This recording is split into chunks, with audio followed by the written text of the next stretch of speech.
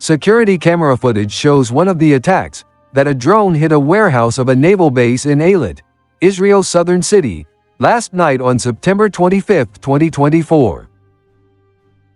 Sirens sounded when the drone arrived at the important port of the occupation, which is a new development with the start of the aggression on Lebanon.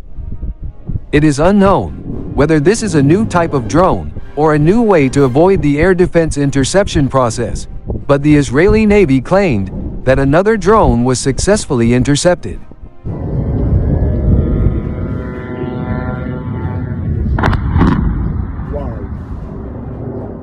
Meanwhile, the Islamic resistance fighters in Iraq published a video on Wednesday showing the launch of 2 drones, attacking important targets in the occupied er-Rashrash, Eilat. The drones appeared to be the Shahed 136, sophisticated and very well known.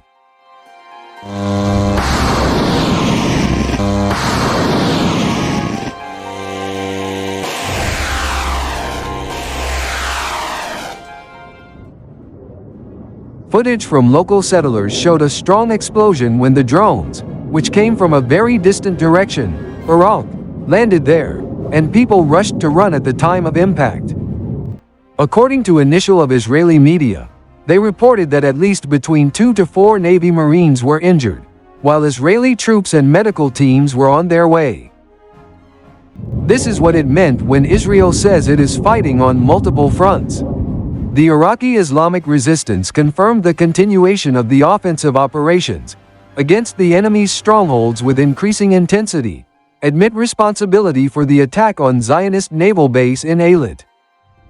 Continuing the path of our resistance against the occupation, in support of our people in Palestine and Lebanon, and in response to Zionist massacres against civilians, including children, women and the elderly, the Iraqi Islamic Resistance statement said.